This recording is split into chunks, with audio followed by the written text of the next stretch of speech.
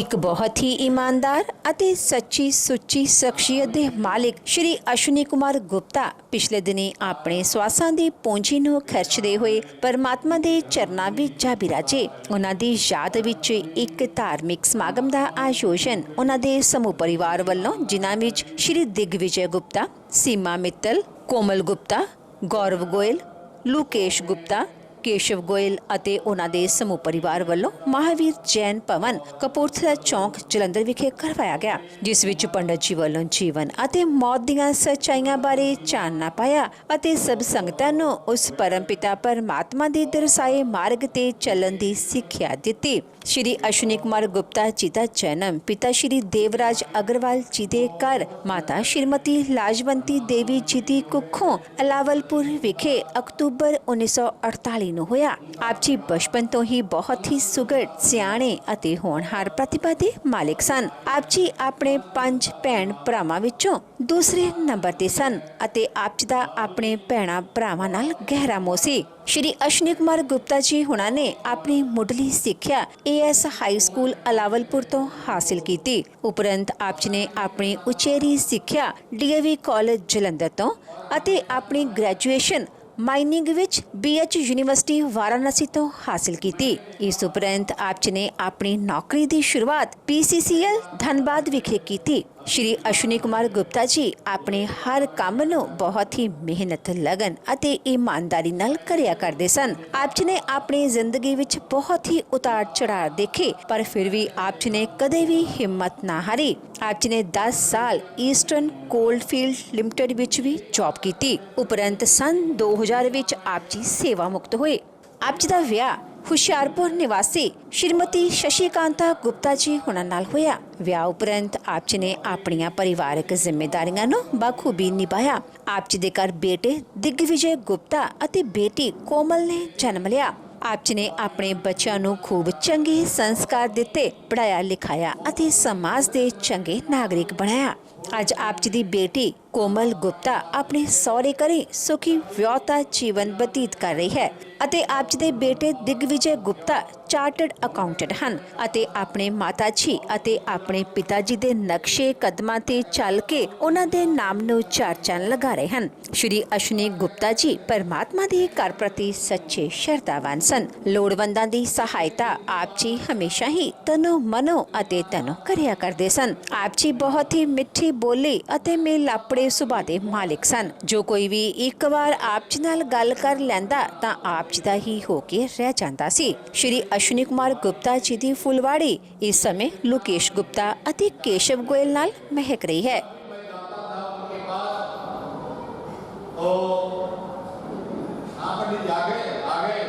देखिए, कहने की बात नहीं है, बता रहा हूँ आपको कि वो यही शब्द उनके मुंह से निकलता था। पंडित जी आगे आइए आइए, ठीक है पंडित जी, हाँ ठीक बहुत। और पंडित बाबू जी ठीक हो जाओगे, चिंता न करो। नहीं नहीं पंडित जी, कुछ नहीं होने वाला, जितना मर्जी दवा करा लें, वहाँ लेके जाएंगे, पैसा खराब होगा, होना कुछ नहीं। मेरे समझ में नहीं आ रहा था कि इनको क्या हो गया, कैसे तो दुनिया क्या होता है। काफी ठीक हो गए, उठ करके बैठने लगे। विधाता का लेख है, किसी ने लिखा है कि जितनी चाबी भरी राम ने उतना चले खिलौना, हंसते हंसते रोने से रोता रोता हंसता। सत्य बात है, जितनी परमात्मा ने चाबी लिखी हुई, चाबी भरी हुई हमारी, हर व्यक्ति के अंदर परमात्मा ने जितनी चाबी भरी हुई है उतना ही व्यक्ति चल सकता है, उससे ज्यादा चलने वाला नहीं है। हमारे गरुड़ में लिखा हुआ है 3रे अध्याय में कि जिस दिन मृत्यु होती है उस दिन से लेकर के चौथा जिस दिन तक होता है उतने दिन तक यमराज के दूत उस प्राणी को यहाँ से ले जाते हैं, और जिस दिन चौथा होता है उस दिन वो जीव गरुड़ में लिखा हुआ है तो वो प्राणी फिर यहाँ आता है। और इतने दिन तक यहाँ पर जो है विदाई हो जाती है, कर्म सारे नहीं हो जाते हैं, वो प्राणी जो है यहीं पर निवास करता है। और जो भी हम काम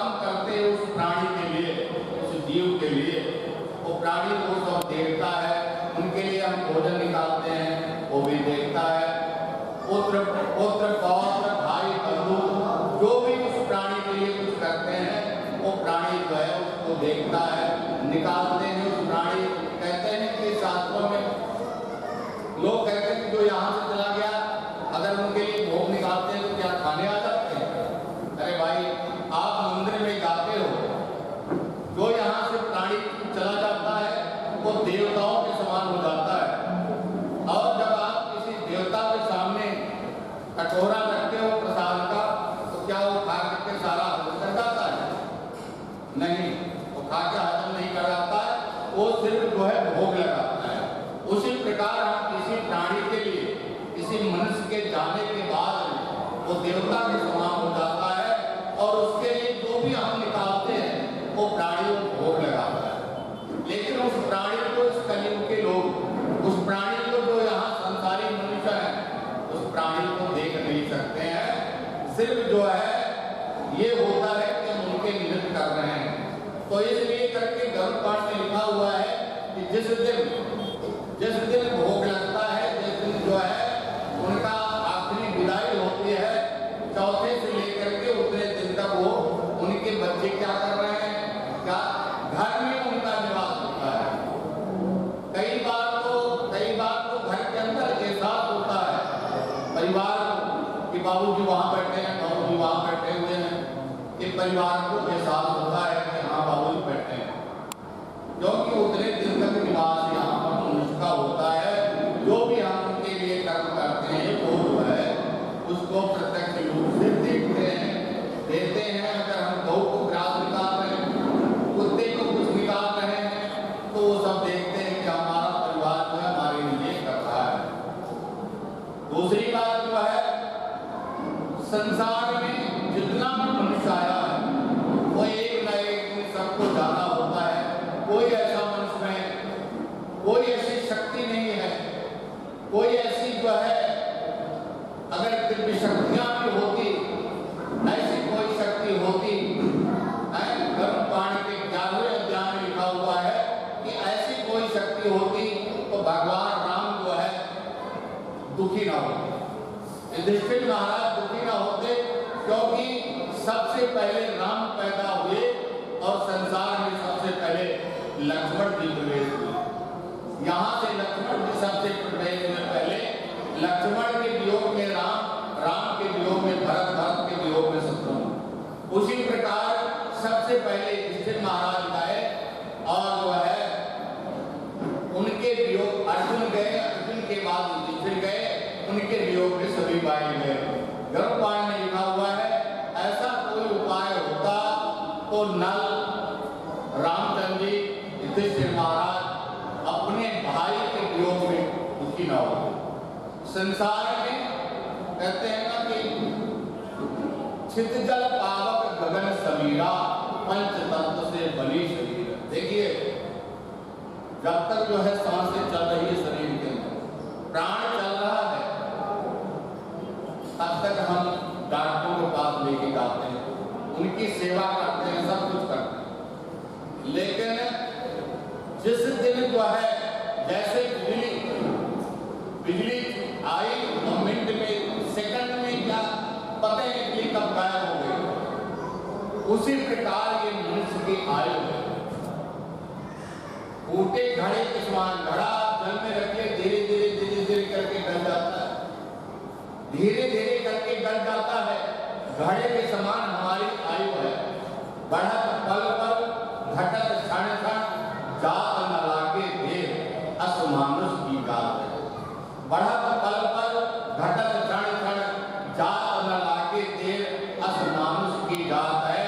जैसे घड़ा हम रख देते हैं, धीरे धीरे गल करके पिघल जाता है पानी में, उसी प्रकार ये शरीर है, धीरे धीरे कब जो है पिघल जाए कोई पता नहीं।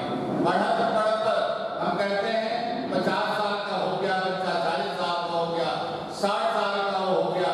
जितना हम जो है, जितना परमात्मा ने आयु हमारा लिख दिया है, हर मनुष्य की आयु जितना परमात्मा ने लिख दिया है, अगर 50 साल की लिखा है तो 40 साल का हो गया, 10 साल रह गया। बढ़त पल पल, घटत क्षण क्षण। मुझे लगता है बाबूजी 70 के आसपास थे, 70-76 साल के थे,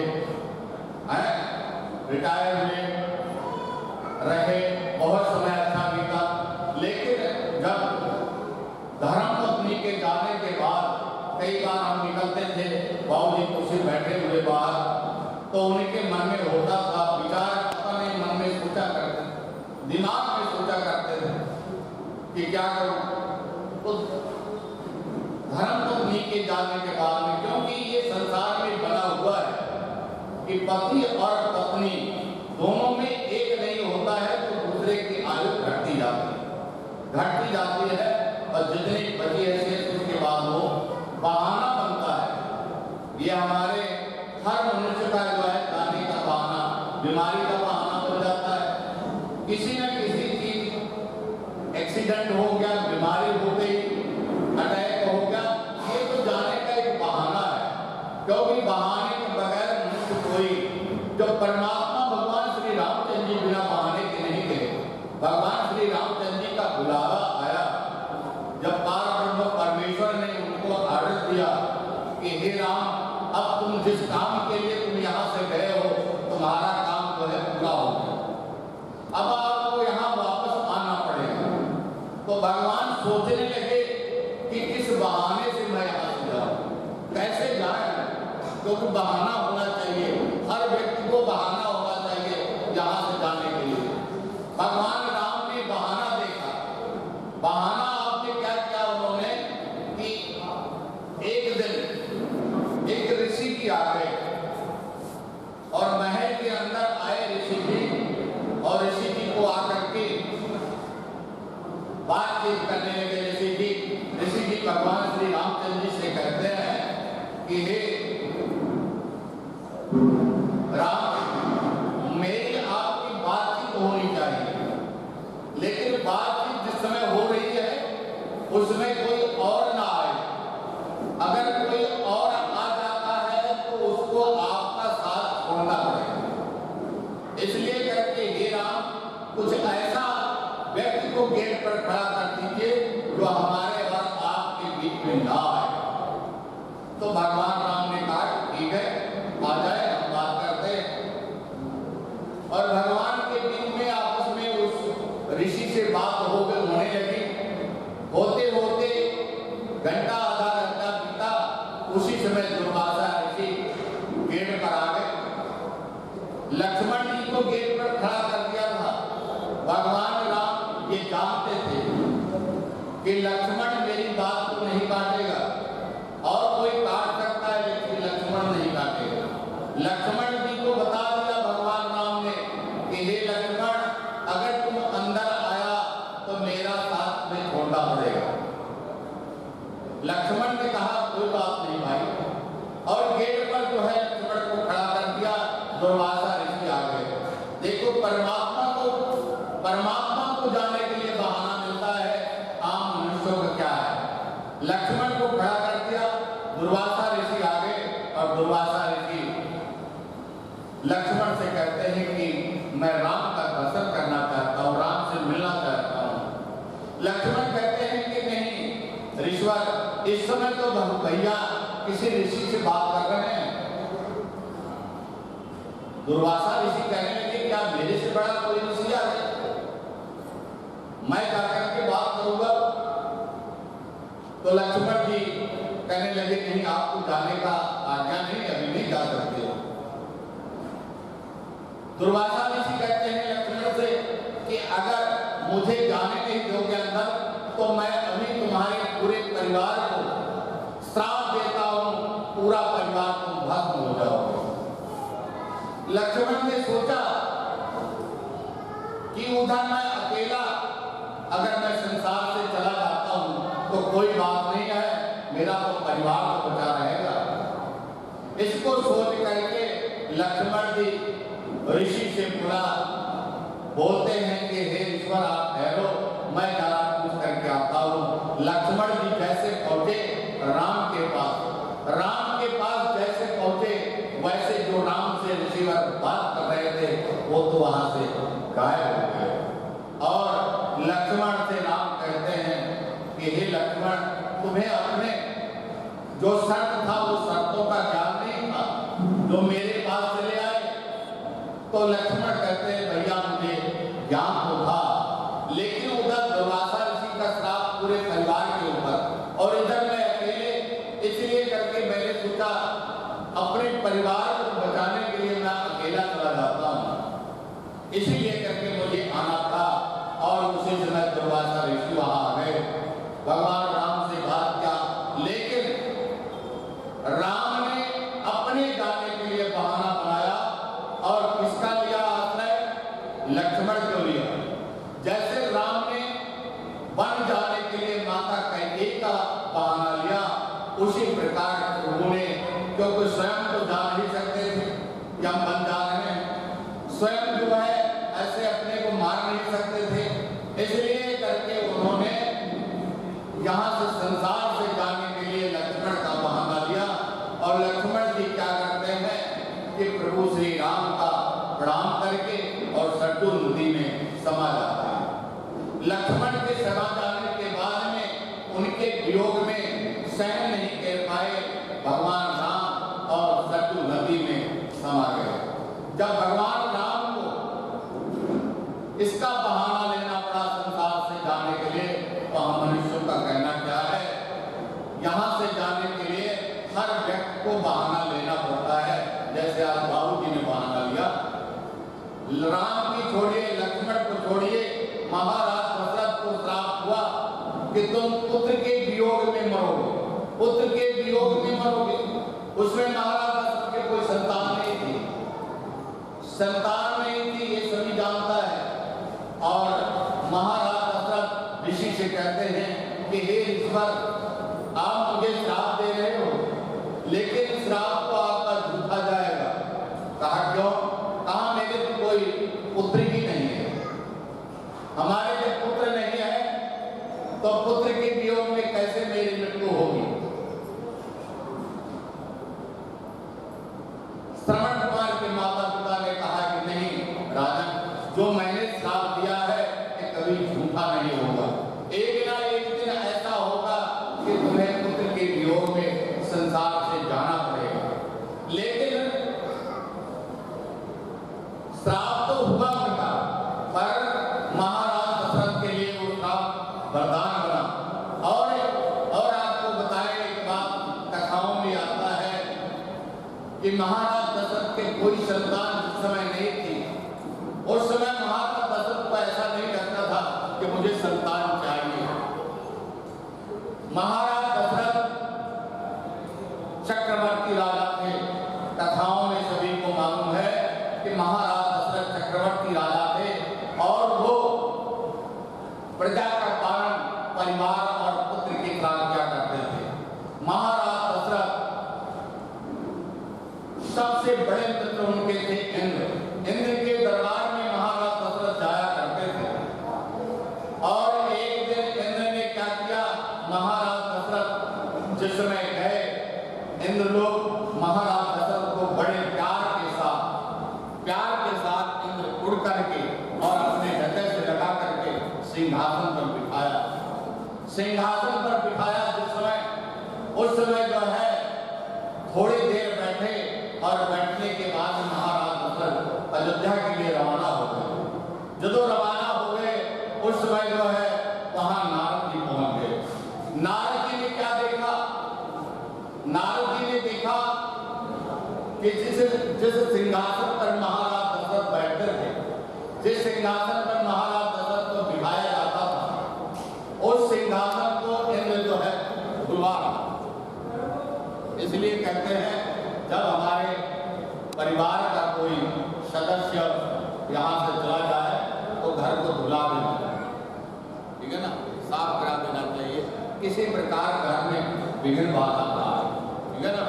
महाराज दशरथ उस सिंहासन को छोड़ करके आए, इंद्र धुलवा रहे थे और उसी समय नारद जी जब पहुंचे तो नारद जी ने देखा कि ये तो महाराज दशरथ का सिंहासन है, जिस पर वो आते हैं तो इंद्र बिठाता है, ये क्या हो रहा है? सिंहासन को धुलवा रहा है। सिंहासन का धुलवाने का मतलब हो गया कि सिंहासन अशुद्ध हो गया। और महाराज दशरथ चक्रवर्ती राजाओं में राजा गिने जाते, जिसका लोहा जो है रावण भी कभी नहीं मान पाया। रावण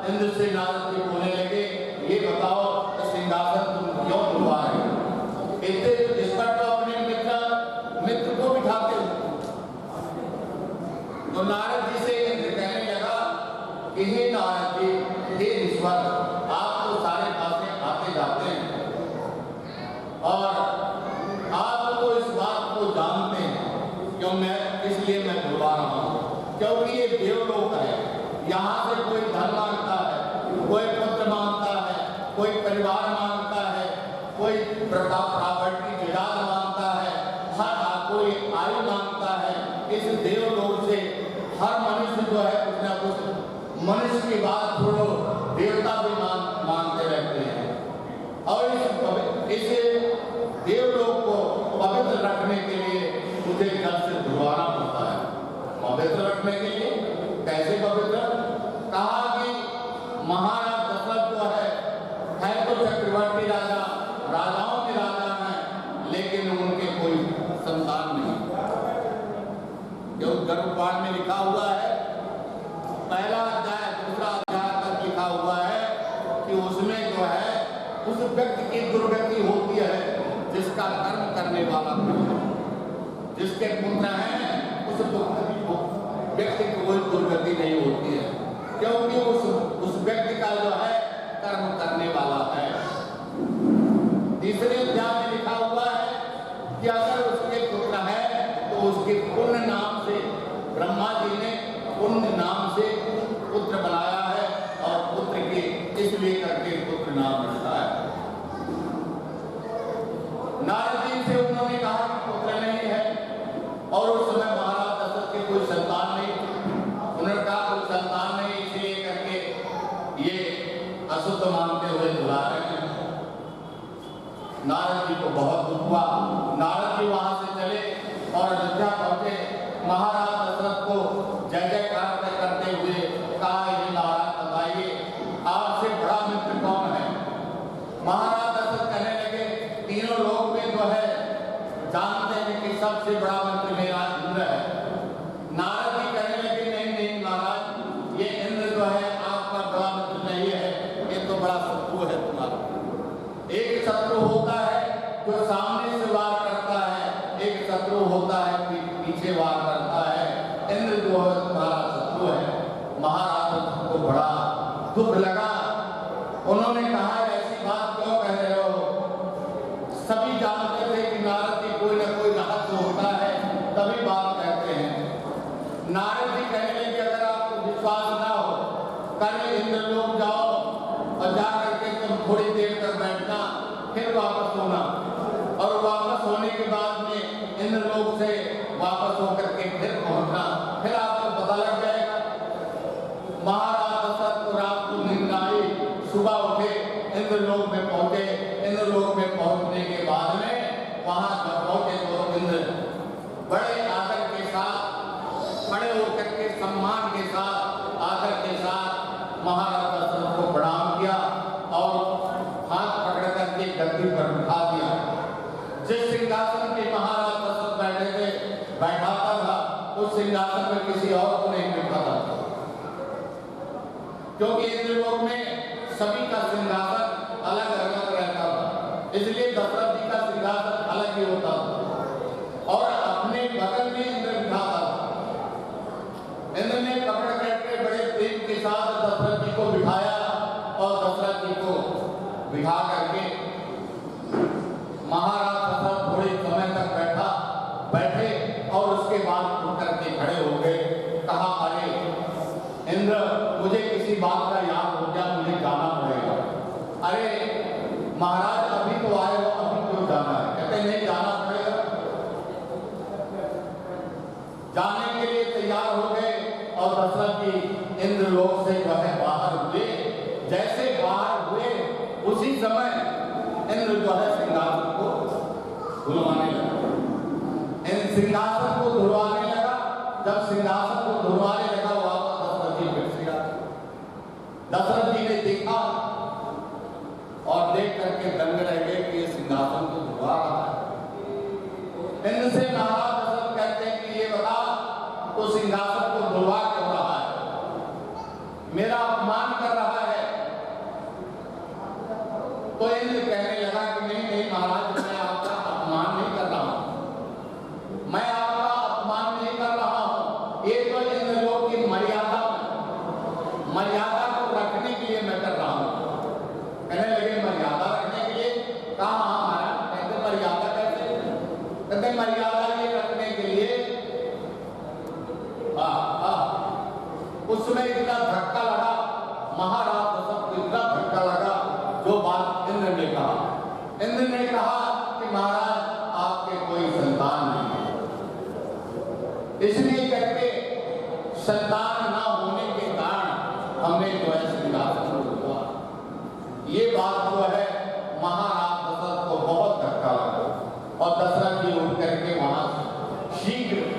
गुरु वशिष्ठ मुनि के पास पहुंच गए। वशिष्ठ मुनि के पास पहुंच करके महाराज और उनको प्रणाम किया। महाराज वशिष्ठ जी कहते हैं, अरे राजन, अगर कोई ऐसी बात थी, सुबह सुबह आ गए आप, कोई ऐसी बात थी तो मुझे बुला लेते, हमारा आ जाते राजमहल। तो महाराज कहते हैं कि नहीं नहीं, ये तो मुझे आने की ही जरूरत थी, इसलिए मैं आया हूँ। बताइए महाराज। महाराज वशिष्ठ मुझसे कहते हैं कि हे गुरु जी, आप हमारे गुरु हैं और हमारे पूर्वज के गुरु हैं। यहाँ दशरथ जी के गुरु, फिर आगे के देश के सबके गुरु वशिष्ठ मुनि थे। कहा आप मेरे गुरु हैं और मेरा संसार में जो है अयोध्या में मेरा अपमान होता रहा और उस अपमान को आप देखते रहे, फिर भी मेरी सहायता आपने नहीं किया। मुस्कुरा पड़े। वशिष्ठ मुनि को पता था, मुस्कुरा पड़े। उन्होंने कहा, अरे आपका अपमान तीनों लोक में तो कोई करने वाला है नहीं, किसने आपका अपमान कर लिया? उन्होंने कहा, मेरे मित्र ने किया।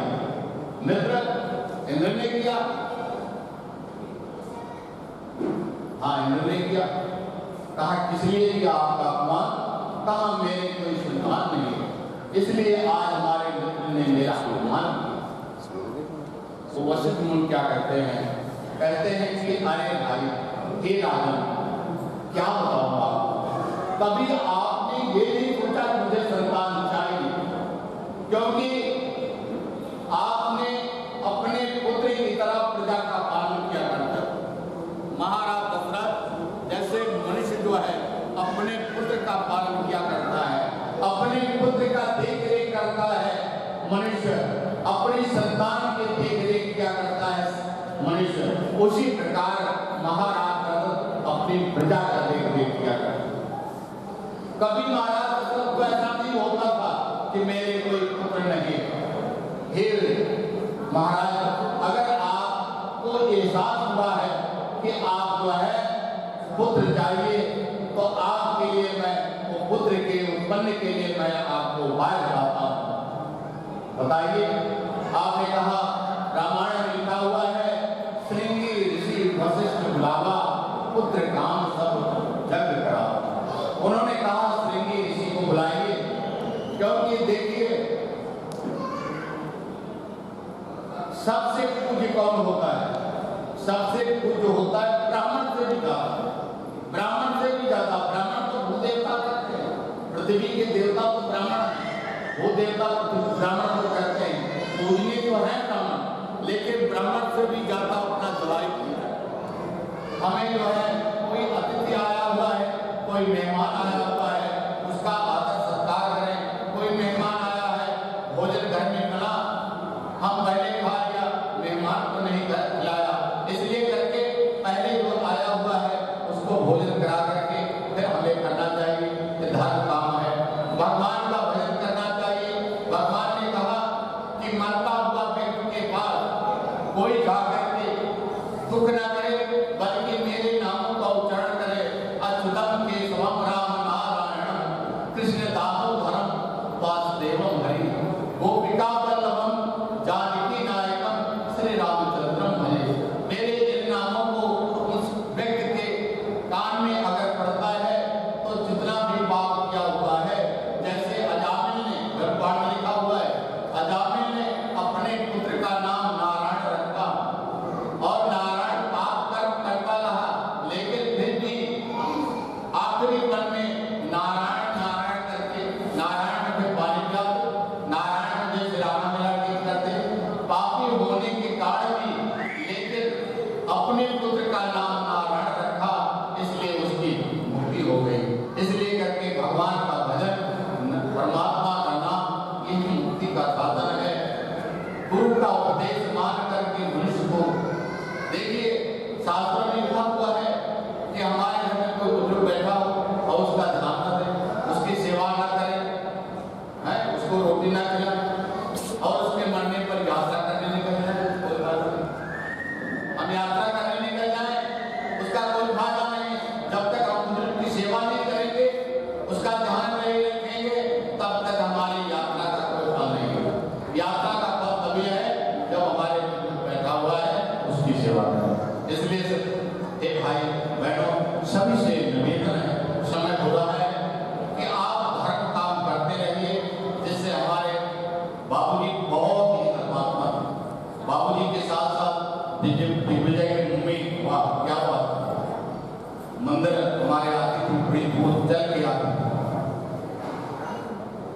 बारिश हो रही थी। एक दिन मैंने कहा अगर आप कहते तो मुझे फोन करा देते, मैं आ जाता आपको लेकर। बोले आप बेटी क्या बात करते हो, अभी मैं ठीक हूँ, अभी मैं चल सकती हूँ, अभी मैं किसी का ठीक नहीं हूँ। लेकिन उनको जाने का देने लगा। बाबूजी भी ठीक थे, बैठे रहते थे, लेकिन जाने का बहुत जल्दी जल्दी दिमाग में जल्दी जाने कहते थे नहीं बड़ी जब कुछ होने वाला है। तो ये सब जो है क्या होता है, उस परमात्मा का एक इशारा आता है और उसी इशारा में मनुष्य चला बड़ा पल पल घटक घट घट जात लगा के देह अस मानुष की जात। इसलिए करके पूरा परिवार जो है दिग्विजय भैया बहुत ही सेवा किया, बहू रानी ने सेवा किया, पुत्री ने सेवा किया, सारा परिवार सेवा किया। सेवा करना तो खैर इनका कोई बड़ी बात नहीं किया, सेवा करना तो इनका धर्म भी बनता है।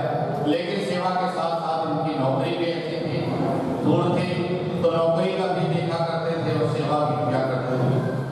तो परमात्मा इनको सहन शक्ति दे, परमात्मा इनके परिवार को,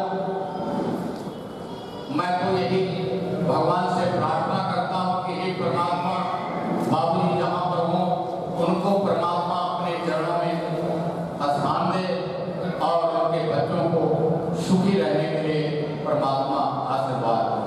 बोलो सच्चिदानंद भगवान की जय।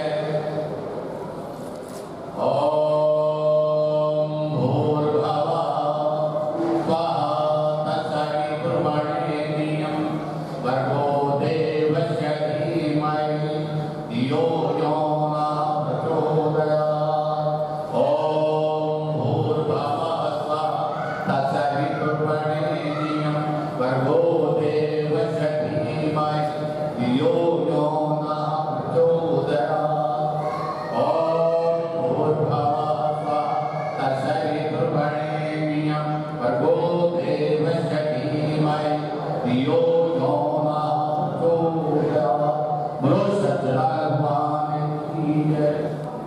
मंगलम भगवान विष्णु मंगलम गणपतम् मंगलम पुंडरीकाक्षाय मंगलाय तनोहरि सत्कल्याणं मंगलमस्तु। हरि ओम नमो प्राणानां गणपति गंगामहे ध्यानां प्रियपति गंगामहे विधिनां निधिपति गंगामहे वसोमं आहम जानिक मातमजासि गर्भदम्। ओम नमो गणेभ्यो गणपतये नमो नमो रामेभ्यो गणपतये नमो नमो ऋषभेभ्यो गणपतये नमो नमः। श्रीमन्महागणाधिपतये नमः। चढ़ा दीजिए मौली बांधा। ओम ऐं बद्धो बलिनाथा ताम्रेन्द्रो महाबला तेनत्रां तन्मातला। पगड़ी होगी पगड़ी तौलिया, इस तौलिया में गणेश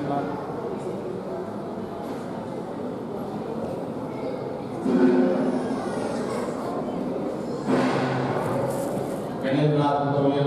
ओम गणानां नमामहे प्रियनाथ प्रियवति नमामहे गणपते नमः।